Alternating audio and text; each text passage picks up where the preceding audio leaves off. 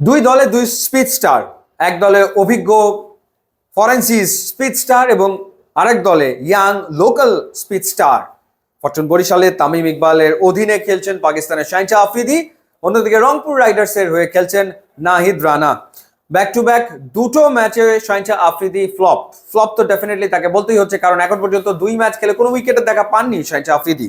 In fact শুধু wicket নিতে ব্যর্থ হয়েছেন তার না, তিনি আসলে এক্সপেন্সিভও ছিলেন। যদি আপনাদেরকে একটুখানি জানাই, শাহিনশাহ আফ্রিদি রংপুর রাইডার্সের বিপক্ষে তিনি 3 ওভার বল করে 31 রান দিয়েছেন, অর্থাৎ ওভার প্রতি 10 রান করে তিনি দিয়েছেন। এর আগের যে ম্যাচটা ফরচুন বরিশাল জিতেছে রাজশাহীর বিপক্ষে, সেই ম্যাচেও আসলে শাহিনশাহ আফ্রিদি উইকেটের দেখা পাননি। ইনফ্যাক্ট সেই ম্যাচে তিনি দিয়েছিলেন 33 রান। পক্ষান্তরে যদি আমরা নাহিদ রানার কথা বলি, নাহিদ রানা আগের ম্যাচে সিলেটের বিপক্ষে 4টা উইকেট নেওয়ার পর এই দিন তিনি 2টো উইকেট নিয়েছেন এবং 2টো উইকেটের ভেতরে তামিম ইকবাল যে বলটাতে বোল্ড হলেন, কি দুর্দান্ত একটা বল!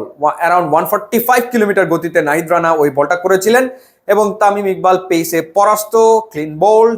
এরপর নাহিদ রানা আরো একটা উইকেট নিলেন এবং সেই উইকেটটা কার? মাহমুদুল্লাহ রিয়াদের। খুবই গুরুত্বপূর্ণ 2টো উইকেট নিয়েছেন এই ইয়াং সেন্সেশন।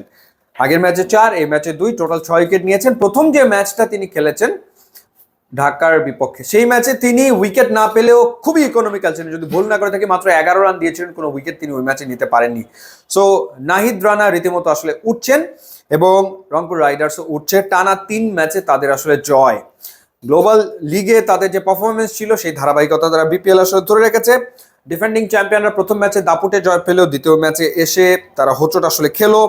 124 রানে তারা গুটিয়ে গেছে এবং ওখানেই ম্যাচটা হেরে গেছে। তামিম ইকবাল 28 রান করেছেন এবং তিনিই আসলে দলের পক্ষে সর্বোচ্চ রান করেছেন। দ্বিতীয় সর্বোচ্চ মোহাম্মদ নবী করেছেন 21 রান।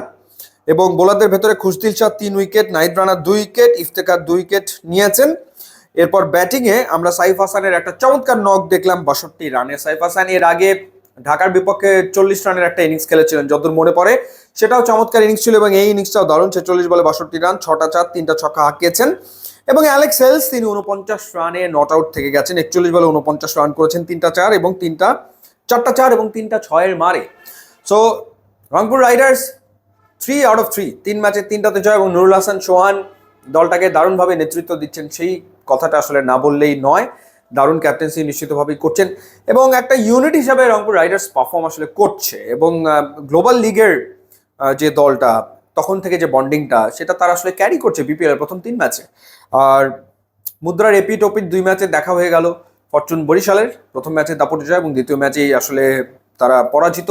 তো দেখা যাক থার্ড ম্যাচে ফরচুন বরিশাল কিভাবে ঘুরে দাঁড়ায়।